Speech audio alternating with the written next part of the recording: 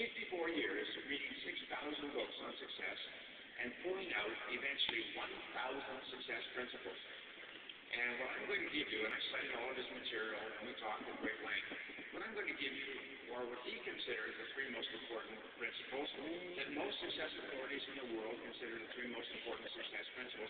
And if you get these, you're going to be able to do extraordinary things with your life. With them, there are almost no limits. And without them, the limits end. So here's success principle number one, is vote yourself off the island.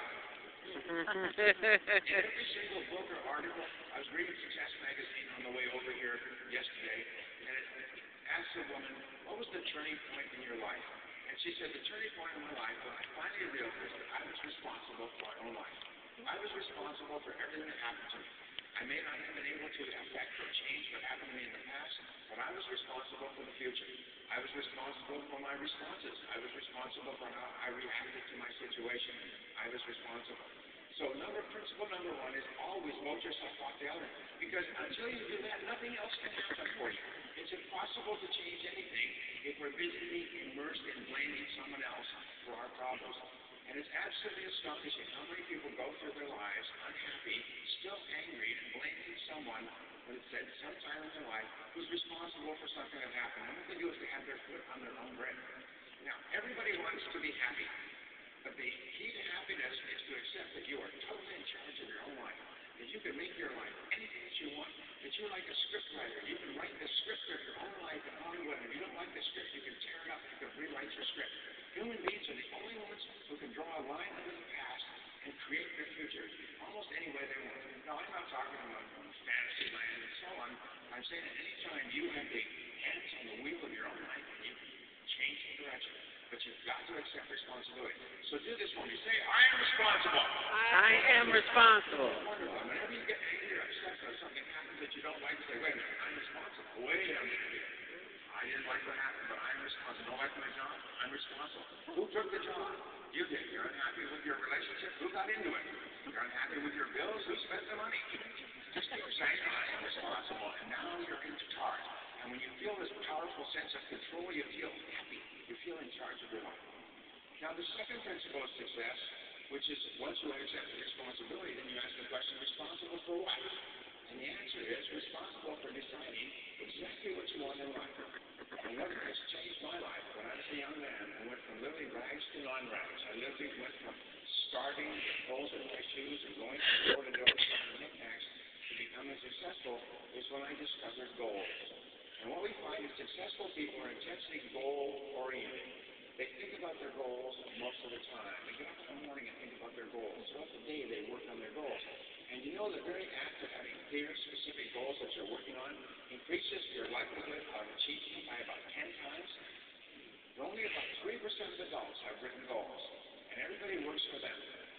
We talk about in America today was the gulf between those who have and those who don't have, but people who have more have goals, and they're working on them all the time.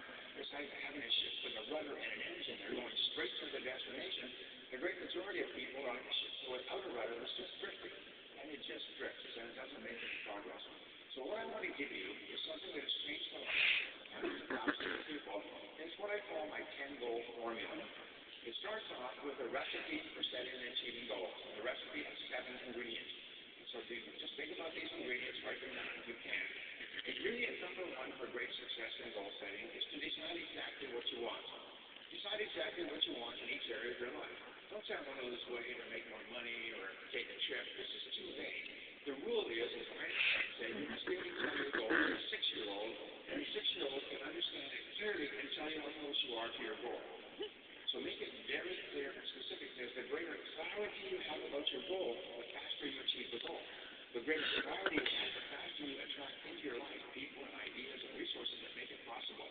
So the great responsibility you have is to be clear about what it is you want. Step number 2 is to write it down. A goal that is not in writing is merely a fantasy. It's a wish. Like I said, only 3% of people have written goals.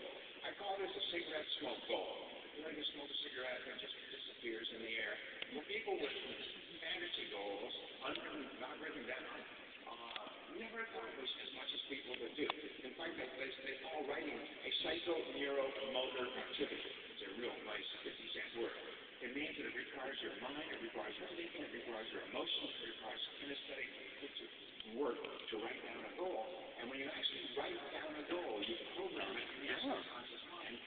You recorded it? Yes, recorded. Step number 3 is to set a deadline. You're TV show. If you want to accomplish anything, set a deadline. And if you don't achieve it by the deadline, what do? You set a new deadline. That's all. Many people set great goals in 2005, and by 2008 they realize they're not achievable. So you do a reset. You do a restart on your goal. But you've got to have a target to aim at. It's sort of like if you wanted to go to a restaurant for dinner, you would call up and say, I'd like to make reservations for 4. And they say, when would you like to come? Well, I'm not sure. How many people? Well, we haven't really decided yet. Well, sure. How can I make a reservation? So what you do is you make a reservation for 8 people for Tuesday night, for 4 people at 8 o'clock, and so on. Now you have a target to aim at. So it's so important that you have a specific deadline, because your subconscious mind operates with a forcing system. And when you get in this deadline, it forces you and drives you and attracts resources into your life to help you to achieve it by the deadline. And so you dramatically increase your likelihood of achieving it by the deadline. Step number 4 is make a list. And this is really the testing time. This is really a test to see if you are serious about your goal. And what you do is you make a list of everything that you can think of that you can do to achieve the goal. You keep adding to this list as you think of new things until this list is complete. You may have 20, 30 things on the list. Writing out a list causes you to start to believe, hey, I can do this. You want to double your income? Well, when the first time you think about it, you think, well, it's not really possible. Maybe I'm working as hard as I can. How would I possibly do it? The economy is soft, and so on. But as you begin to write down, I could read this, I could do this, I could go here, I could talk to this person, I can start this, I can use my time better, I can focus on higher value activities. As you begin to write down things you could do, you start to think, yeah, I could do this, I could do this. And you start to become more and more confident that the goal is achievable.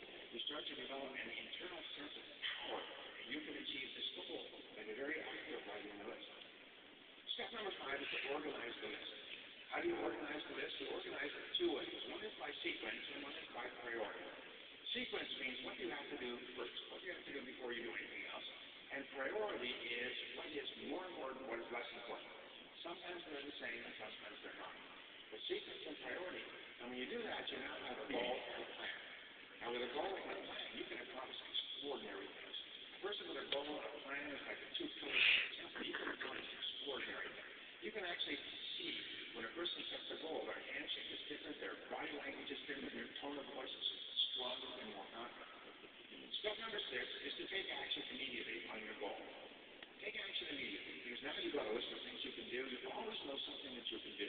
Take action immediately. I think the difference between success and failure in life is that successful people take the first step, and unsuccessful people go to the island. They're always talking about going to do something, but they don't do it. Successful people just do it with no guarantee of success. And by doing it with no guarantee of success, what happens is you can see the next step, and you take the next step, and you can see the next step, and pretty soon you begin to develop momentum, and you begin to move faster toward the goal, and the goal starts to move toward you. Now, step number 7, and this is the one that's going to make you happy, healthy, thin, rich, and popular. All right? It's this. It's do something every day. Do something every day in the direction of your most important goal. Whatever it is, get up every morning, 365 days a year, and do something. Do anything. Do something small, do something large, but do something every day that moves you towards your goal. And I can promise you start to develop a sense of forward movement that will give you a sense of power, and you'll start to achieve the goal, and you become more confident that it's possible for you, and you'll start to attract people and resources into your life that make it possible. Doing something every day is the magic when you hear about your goal. So here's your exercise. It's your only homework exercise that I'm going to give you, or that you may even get. And I prepared it for you. I want you, when you go home tonight, to take a piece of paper like this. And at the top of this piece of paper, write the word goals and today's date. And then write down 10 goals that you'd like to accomplish in the next year or so. We find that a 1-year goal tends to be more motivating than a 20-year goal because you can see it. Make sure that the goal that you want, it may be a 1-week goal, it may be a 1-month goal, it may be a 6-month goal, but it's all within a 12-month period. And you just write it down, and set a minimum limit of 10 goals. You can write as many as you like, but write as many at a minimum of 10. And write them down. This exercise about 5 minutes. It's called the 10-goal method. And if all you did was to take this list of goals and put it away somewhere where you wouldn't see it for an entire year, like perhaps in the pages of your Bible, someplace you never looked. At the end of the year, you take it out, and it would be as though a magic trick has been done. Abracadabra, abracadoo, poof. And you'd open up, and you'd be both happy and sad. You'd be happy because 8 of your 10 goals will have been accomplished in the most remarkable ways. And you'll be sad because you wish you had set more goals and bigger goals. Does this work? Yes. Does it work all over the world? Yes. Does it work for everybody? Yes.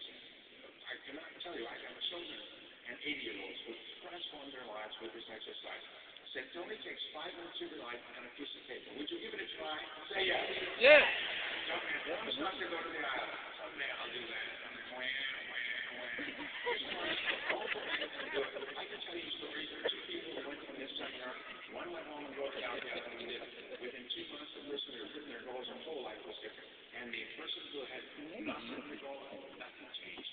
So write it down, because as you write them down, you're actually programming them into your subconscious mind. Now, here's the key exercise.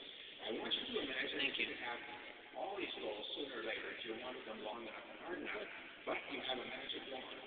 And as a result of this magic wand, you can have any goal on this list within 24 hours. What you do is you look over the list and say, if I can have any one of these goals within 24 hours, which one goal would have the greatest positive impact on my life? Which one goal would help me the most to double my income? Which one goal would help me the most to achieve my most important goal? And put a circle around that goal. And that becomes your major definite purpose. It becomes your focal point. It becomes the organizing principle of your life. And then you take a clean sheet of paper and you write it at the top of the page. And then you set a deadline. And then you make a list of everything you do to achieve it. And then you organize the list. And then you take action on that list. And then you do something every day from that one goal. And the only question you ask is how. Not whether, or I'm going to shout, or I'm going to do my best. How do I achieve this goal? How do I get over problems? How do I solve the problems? How do I overcome fear? How is the question of leaders?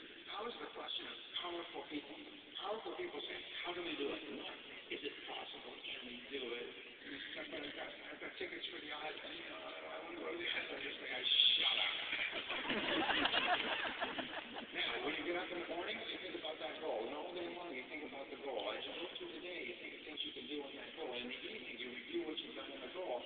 And they say a person's life begins to become great when they set a major definite purpose or goal and they work on that. Now, what do you think is going to happen to all of your other goals while you're working single-mindedly on the point of the spear, this big goal? What do you think will happen to your other goals? Well, I'll tell you, you start to achieve them all. It's almost like this is a ball carrier goal, and as it moves forward, the whole line of scrimmage in your life moves forward. So select one goal and work on it single-mindedly. And this brings us to principle number 3. Principle number 3 is to commit to excellence. Commit to becoming very good at what you do. There's no success in life if you're only mediocre. And unfortunately, the automatic default position for human beings in our society is mediocre.